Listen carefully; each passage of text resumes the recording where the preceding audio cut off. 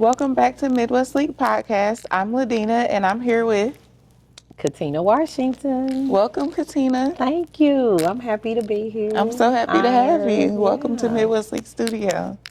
So, So today we want to start off with what brings you joy? what brings me joy? Moments like this. Yeah, I don't take moments like this for granted. To be called upon for an interview, right? I was seeking for this for a long time. So moments like this, I truly appreciate. And I love taking the time to just take that in and process what's really going on. This is an honor.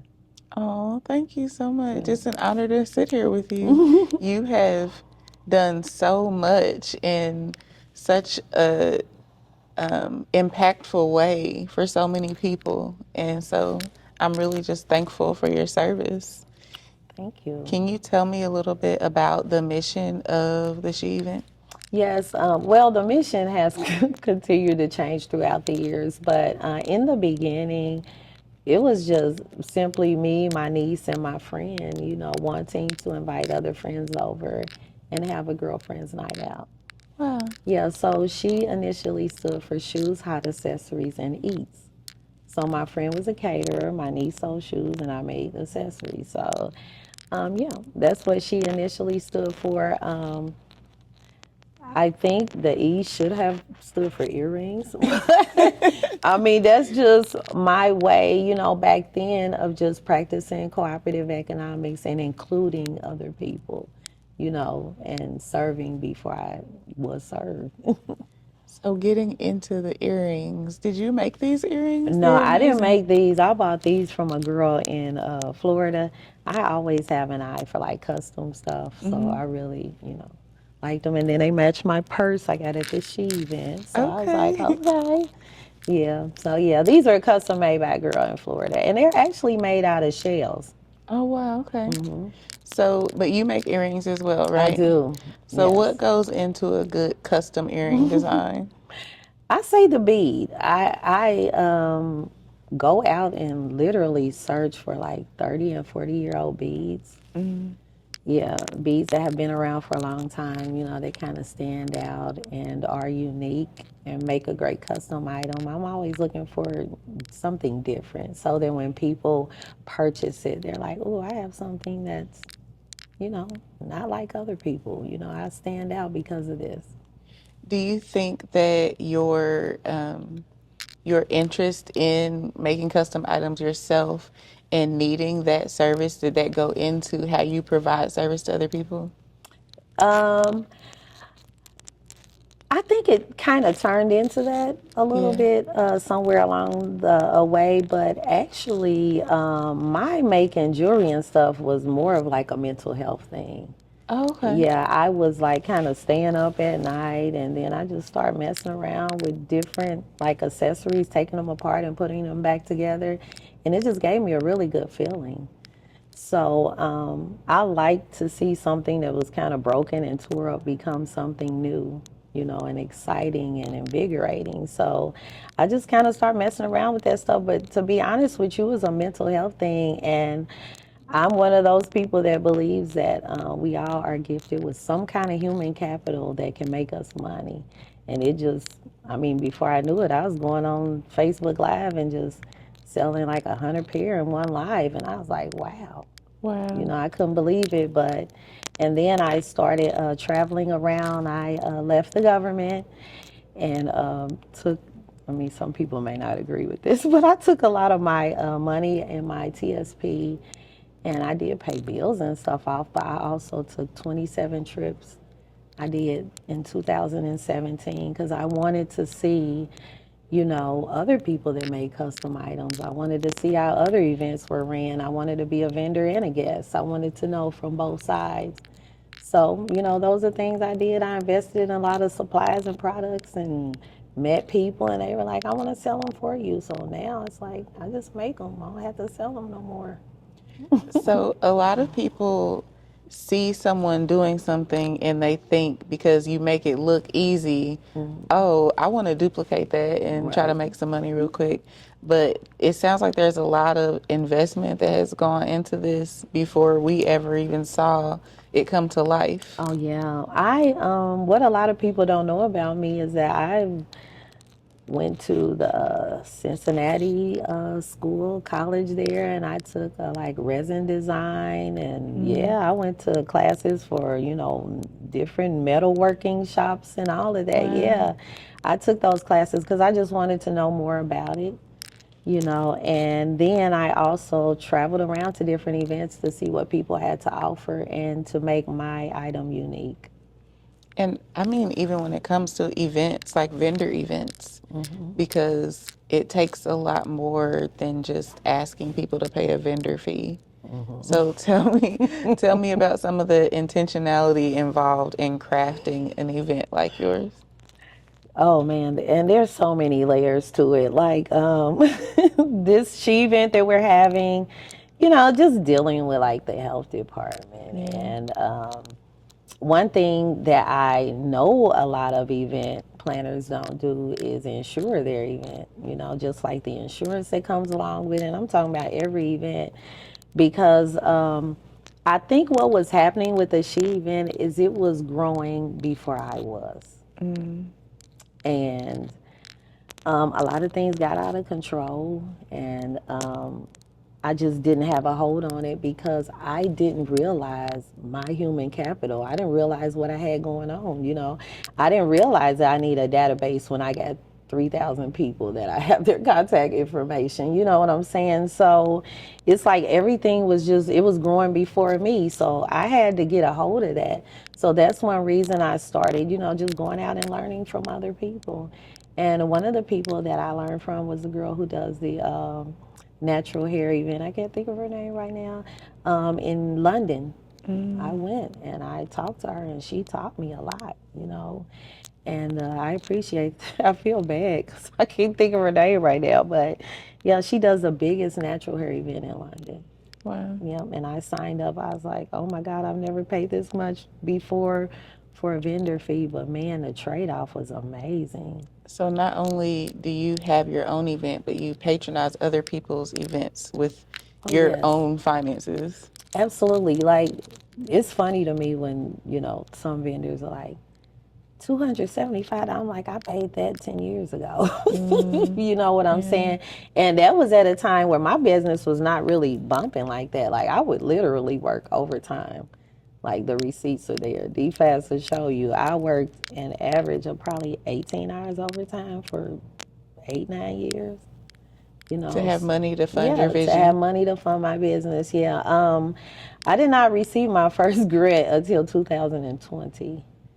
So for 7 years, yeah, it was me doing it, you know, on my What own money.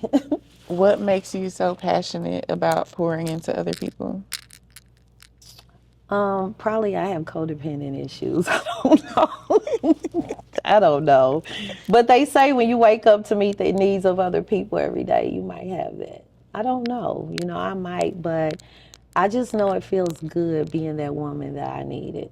You know what I mean? Yeah. So, having the opportunity to help people, sometimes people appreciate you, sometimes they don't. You know, there has not been one SHE event where every vendor has paid me. That has not happened. So I hope that gives an idea of the passion that I have. It's like, hey sis, hey, you ain't got it right now, no problem. Get in here and make you some money. We all need a reset sometime. Yeah. And to me, a reset is not something that you pay back. A reset is something that you use to move forward. And I think that a lot of times we don't realize how much certain things are serving for people's mental health. Like you said, you developed making earrings as a mental health thing. Like sometimes that community, like it's not even about making the money, but sometimes people get a vendor table so that they can connect Yes, with people and find absolutely. community. Absolutely. In 2019, making earrings saved my life. Wow. Yeah, I was that kind of depressed. Yeah, people see you and they're like, oh, you look great and you this and that and the other. But, inside, if you have all these different, compartmentalized depressions, because, when we start making like small compromises, they just stack on top of each other until we burst. You know what I'm saying? Through the Yeah. seams. And yeah, I started making earrings, and it was, I mean, back many, many years ago, but I started perfecting my craft when I was going through a really, really depressed time. And I was like, I would feel bad and I would make something and it looks good. And I'm like, wow, and just the different things that were happening. Like, I was getting in touch with like celebrities and stuff. So I was like, this is pretty cool, get my work out there and it being appreciated in that way. How do you select the people that you work with, like on a more intimate basis? Because I know sometimes you get opportunities and you can only share them with so many people. Oh wow, that's always hard. So I probably haven't done the greatest job with that. Because I do think back on some things and say, hey, maybe I should have done it this way. But I also equally believe that everything happens the way that it should. If there was something I probably should have did, I still learned the lesson, So it was good for me. How have you grown since you started? A lot. But in this last year, it's been like a lot of growth. Um, and I didn't really understand why, different things happened the end of last year. I didn't really understand, but I will be honest with you, if it hadn't happened and I hadn't slowed down, and kind of smelled the roses and stuff, I probably wouldn't be sitting here right now. I'd just be on the go, on the go, on the go. But a lot of things that happen in our life, it's not a hurdle to hurt us. It's sometimes it's a hurdle to help us, just slow down, pay attention to the people around you, just don't always be on the go and everything be microwave and convenience, I started doing things that made me happy when I was a kid, like, just jacks and, hula hoop. I have a hula hoop, I have jacks, I have a jump rope in my garage. I went back to doing those things that make me happy as a kid. So I think that's a huge part of my growth, going back to my childhood. Wow. How do you know when it's time to slow down? Oh, when things start to spill over. Because, we all have a capacity, right? Your capacity could be 8 ounces. My capacity could be 4 ounces. Right. Pour 20 ounces in either one, we gonna spill over and make a mess, right? So I am very in tune with my capacity now. And like last night, a girlfriend in here, I went to, a show, and when I reached my capacity, it was time for me to go. And there's some people that understand it and some people that don't. I don't really worry about that. I just kind of, take care of me. Do you think that's a thing that comes with maturity? Because you know how people will ask you, what would you tell your younger self? But do you think your younger self was ready to receive the messages that you understand now? Not at all. Actually, I started hypnotherapy. I never thought I'd do that, but I started hypnotherapy, and my hypnotherapist had me lie down because it's FaceTime kind of thing. And he had me to sit my younger self on my lap, on my tummy, lap, whatever. And he was like, speak to her. And I mean, my younger self was so heavy. Like, I felt like my midsection, like, going down. Like, it was so heavy. But I started talking to her, and I was like, girl, you're going to be okay. Go on and make it through this. You're going to do this. You're going to do that later on in life. Don't worry about that either. You know what I'm saying? Because everything's going to come together. We are definitely, like, right now, what's happening is a manifestation of our story. Everything we've been through landed us here. Right. You know what I'm saying? So, I mean, even though some things in life are not so great, it's still needed, where much is given, much is required across the board. Don't matter your religion or whatever. You know what I'm saying? that's just how things are. You want something great, Ladina? You're going to have to deal with some stuff. What is something that you dealt with that you feel like it was totally worth it? Oh, wow. That's a great question. 25 years ago, or probably more than that, my daughter, who is 36 now, she's hit by a drunken driver. And I was working this job through a temp service. It was actually called Crystal Clean. It's right there on 10th Street. And I understand now what she meant. I was kind of in and out because my daughter was going through, I mean, she had to have a neurosurgery, which was on her brain, and they didn't know if she was going to live or not. So she went to a coma and all of that. So I didn't know what was going to happen. And she was like, you need to decide if you're going to be here or there. Yeah. And I mean, work must go on, the business must go on, even though hard things happen, Yeah. it must go on. So I was like, okay. And I was sitting in the waiting room, there where my daughter was at Riley, and a lady that was in there, she's like, just call your temp service and ask for another assignment. I was like, oh, okay. No, it was new to me. I didn't really know. And I was like, well, what if the lady tells them, he's like, but you don't know that. Just ask. I was like, okay. I called, they gave me an assignment at Indy Chamber in the file room. So I'm really excited because I don't know what a chamber is, any of that stuff. So I dress up. I go to the Indy Chamber every day. I'm feeling good. Girls in the file room, they like, you crazy. Why you dress up to come here? We just filing papers. I was like, shoot, I wanted more, you know.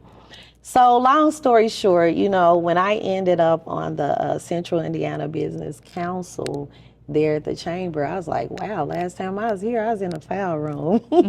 But it was really a good full circle moment because one of the ladies that worked in the chamber, because then the only black people you saw was in the file room, for Wow. real. She was a white lady, and she was like, you just look so nice every day. And she was like, you just keep doing that. And, she's kind of giving me that prep talk. And I remember that, but it's good to be back in contact with them and doing some work with them.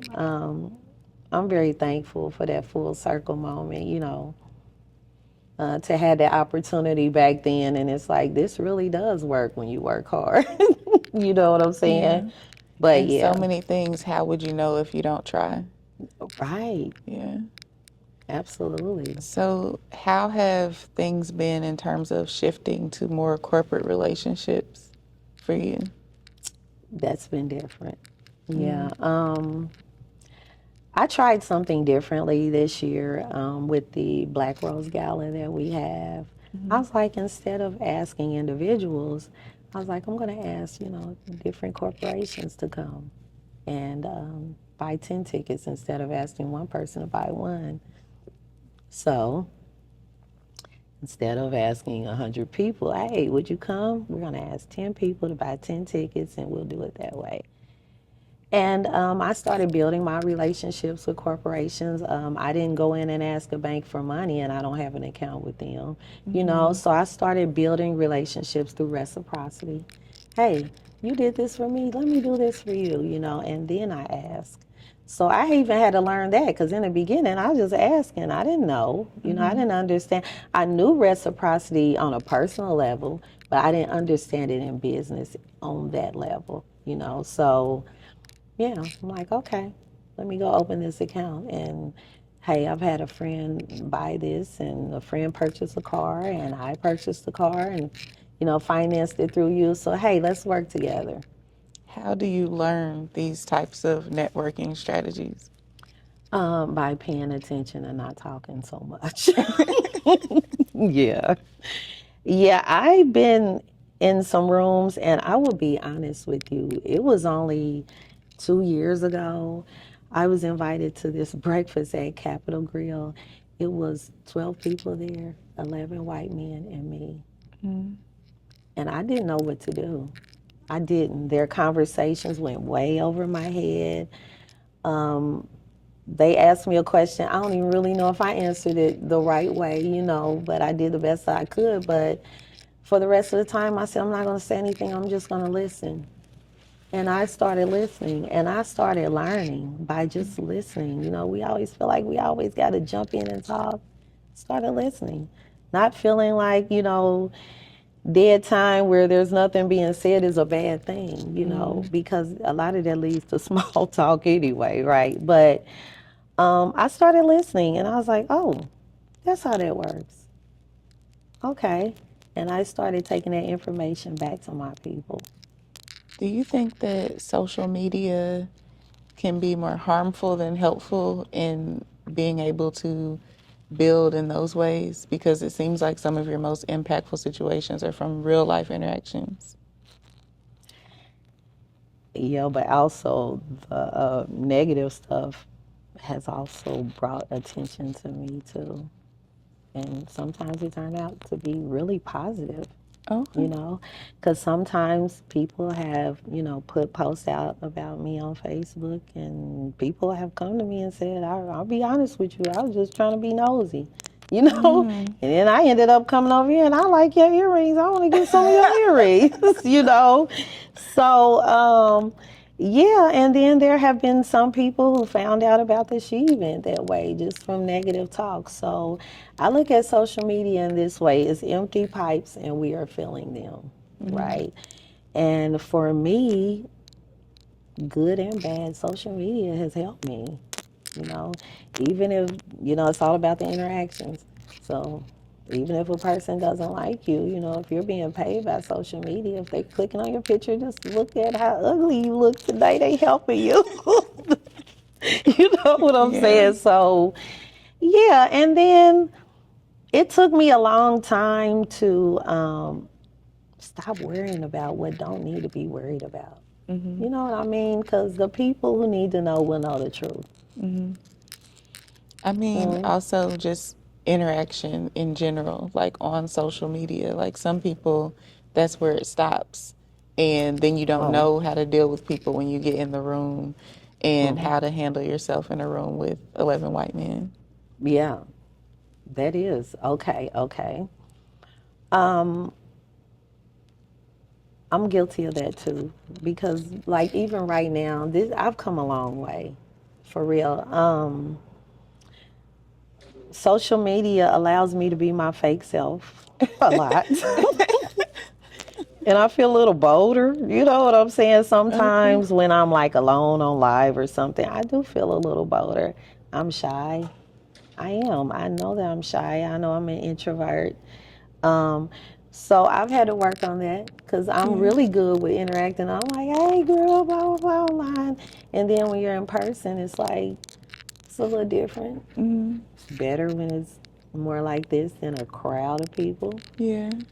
But I mean, think about it. When you asked me for an interview at the what was the convention center, I was like, I didn't know what to say. So you know, things are a lot better now. Yeah. It's also, this was really just a conversation. I think sometimes we use the word interview and it's a little intimidating, but I just wanted to have a conversation with you. I like conversation better. Thank Yeah. you.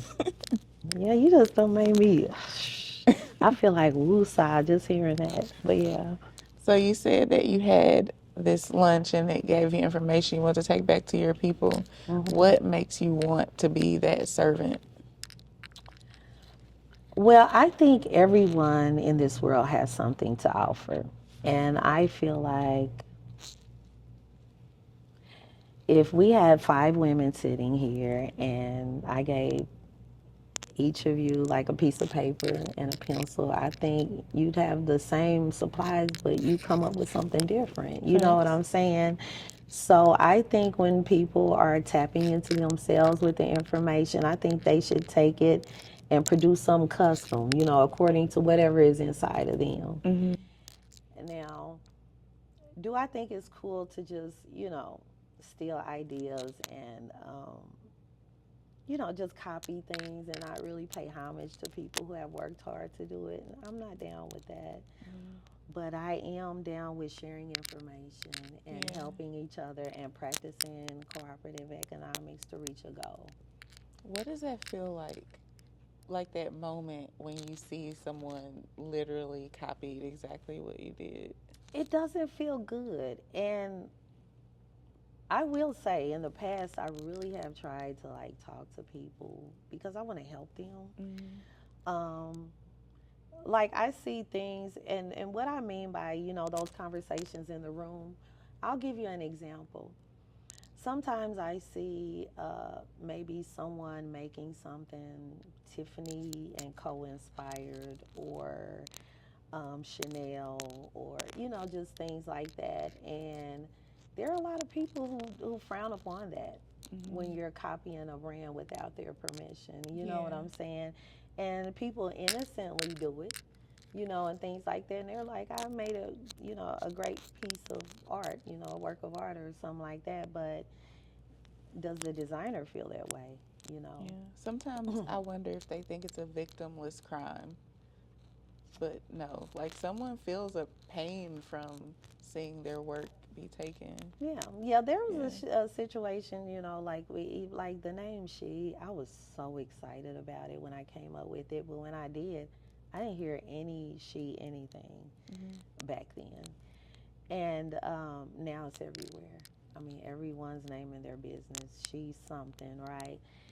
And I really wish I could find another name that I love, and I would just throw it away because it's caused me so many problems by not getting that name trademarked back then. But I didn't have funding for that. Like, Yeah. yeah, and trademarks are more affordable now than then, Yeah.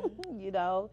And so I just didn't have the resources to do what I needed to do at that time. And that's why it's so important for us to have access to that stuff so that we can protect our brand. It was Chase that did a study, and in that study, they found out that there's like a really, really low percentage of black women who have everything they need for their business, meaning like a POS system, a bank account, like your trademark, legal representation, insured, just things like that. Like, we're all doing it from our own money, our own, that we work other jobs to make money for, and not really starting out with that lump sum, that wealthy family member handed down to us. So, I mean, when you work hard like that and you go through all of that, no, it doesn't feel good when somebody just takes your name and is trying to capitalize off of it. Do you feel like you have everything you need now? I do. And the reason why is because I'm in tune with my human capital. I know that I have the human capital to make the money to get what I need. That's been proven this year because I really can't pinpoint anything I've really, like a specific project or anything that I'm really working on. I'm just kind of having a free fall moment and just being thankful I'm in August and done survived. You know what I'm saying? So, and still helping people, still growing. I mean, the organization's still good, still changing lives. And so I would say I'm in a really good place, you know. Do you feel different in more so focusing on yourself and making sure that you feel good versus having the responsibility of like you've had brick and mortar and things like that? Yeah, and the brick and mortar downtown, by the way, I don't know if anyone else has experienced that, but it's really, really expensive. Yeah. It's really expensive to have staff, and payroll is really, really expensive. And it just makes you look at a lot of things you may not have paid a lot of attention to, like when you work the 9 to 5, like when you're the boss and you're paying people for their, I always had a good work ethic. So, but when you are, a boss and you're in management and you're over people and you're paying them, yes, you expect them to work all of that hour that you're paying them for. Right. You know what I'm saying? Yeah. Ain't no more standing around at the desk and talking to your friends anymore. We need to be busy and building and working and growing and prospering together, you know. And it gave me a great understanding of, you know, what it means to take ownership, you know, over your position and your title, and to be part of an organization. You know, you all have to be working together. Anybody you have on your team, you know, because remember, we're the sum of everyone. Right. So if you got a 1, a 4, and a 4, and a 4, you know what I'm saying? When you could have a 3 or a 2, Yeah. you know what I'm saying? It doesn't necessarily mean everyone has to be a 4, but you always have to keep that sum in mind. Our team is the sum of everybody. So what's our number? And you seem like you, and correct me if I'm wrong, but in each of these lessons, you went out and got an experience to like really solidify that for you. It's not like Oh you're yeah. just reading it in a book, but like you really are going Yeah. out and I saw from social media that you went and worked for a friend at the fair. Mm-hmm. So it's like you know what it's like to be the boss and the worker. Yeah. What was that like? Oh yeah. It was really great, and you know, my friend, she was kind of. I could tell that she was very guarded um, with a lot of things.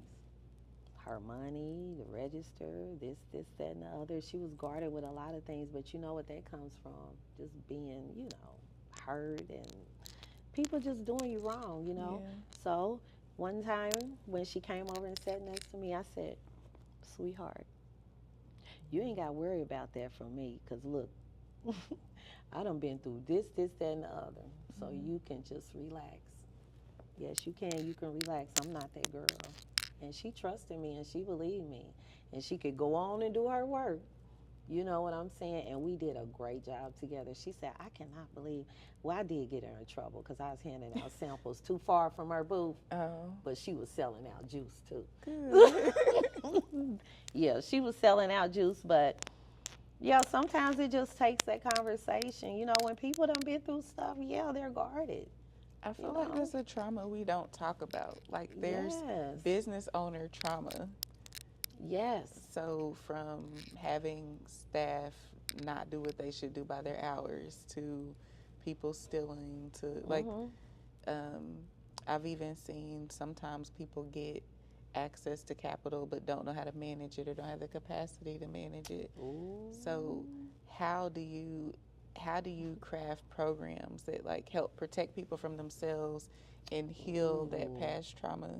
Now that is like that right there, what you just said, that could be a whole segment. I'm so serious because you said capacity to handle certain funding and stuff. I applied for this grant with the Women's Fund. Now I have received funding from them before, but this particular grant is like a lot of money. And at the time, my organization was really, you know, it was me. And the lady called me and she said, I'm just calling to touch base with you about the grant. And she was like, I'm going to be honest with you, Katina, I don't want to approve this grant for you. And I was like, why? I mean, I was crushed, honey. I done got ready for the team's meeting and everything. I'm all dressed up, you know?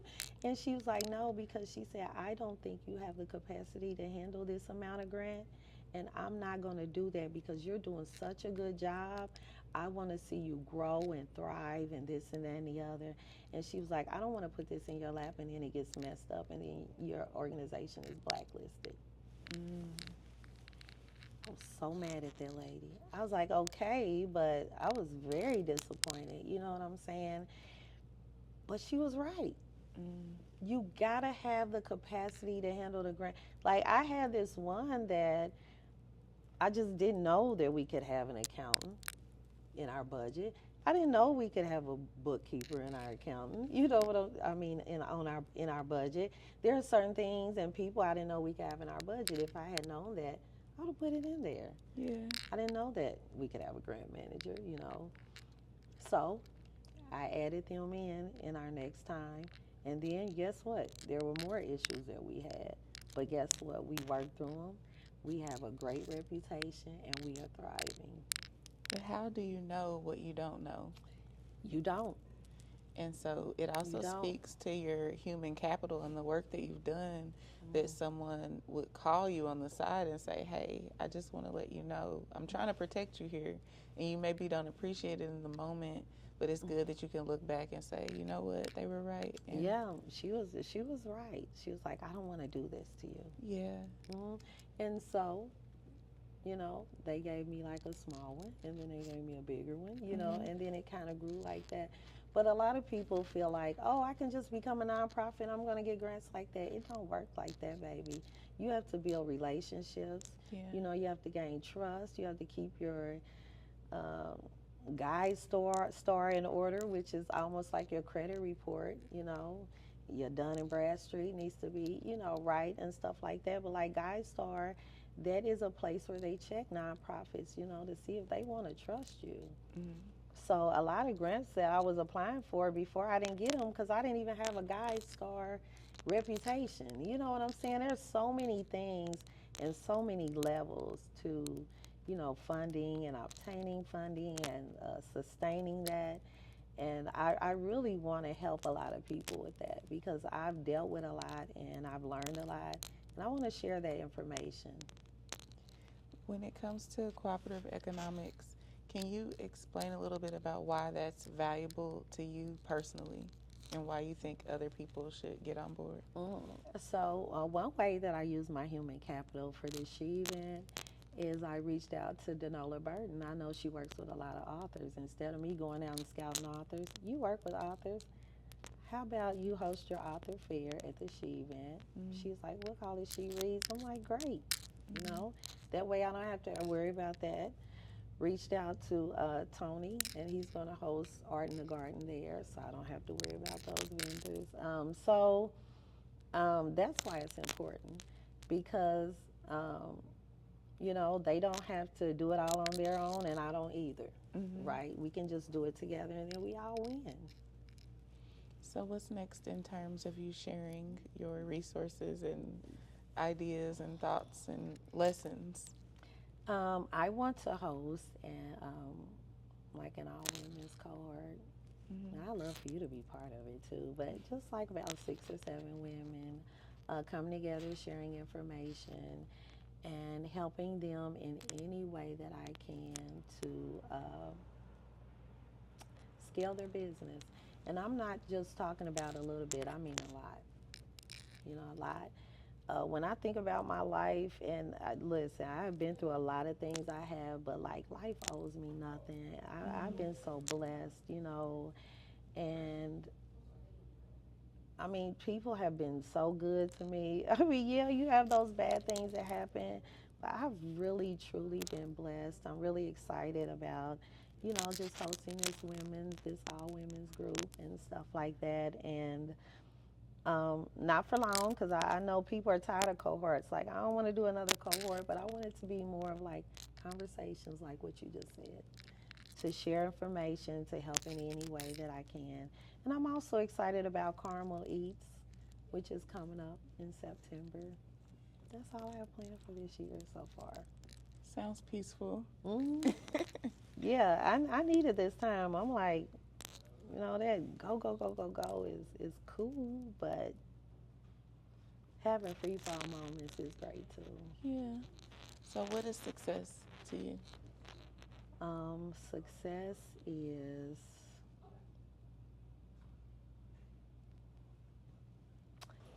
being happy, waking up happy. When everything is not perfect, but you wake up happy and you're in your right frame of mind, that's success to me. Money's great, opportunities are great, but my mental health, like nowadays, is like invaluable. It's like it's so valuable to me. You know what I'm saying? Um, it means so much to me, because I mean, from what I can remember, just being a young kid until like me as an adult, earlier, I mean, later, like even into my 50s, I was just always depressed. Yeah, just depressed all the time. So just, being able to wake up and, feel good Yeah. and do the things I want to do. is pretty cool. You know, if I want to go to White Castle in the middle of the night, I get up and I go. And I don't care what anyone has to say about it, right? Yeah. Yeah, I do that, you know. If I, like the other day, I was getting a pedicure and I was like, I want to go get a tattoo. And I called the guy and he's like, I'll stay here for you. Went, got him a tattoo. Just doing things spirit of moment, you know, not waiting. You know, my mom, I asked her, because she's actually in hospice care right now. I was like, is there anything you want to leave with me? And she was like, K, Sarah, Sarah. And I was like, what does that mean? She said, whatever it's going to be, will be. You know, so she's like, I don't live my life, go out there and live yours. So that's what I'm doing. Not worrying about tomorrow. I mean, you know how people say, you know, living day by day. I am literally living day by day. I don't worry about next year, next month, 6 weeks from now. I'm doing what I want to do today. Well, it sounds like you paid for your freedom and now you get to live it out. Mm-hmm. So Oh, that's yeah. beautiful. Yeah, and look, I'm going to have to pay some more, but we'll deal with that when it comes. Right. Thank you No, for taking the time to talk to me thank you for today. having me here, and it's so cute. I'm like, oh, this is cozy. I almost want to kick my feet up. You see, I did. Right. Okay. Well, this has been Midwest Week Podcast with Miss Katina Washington. Thank you so much. Thank you for having me. I truly appreciate this moment.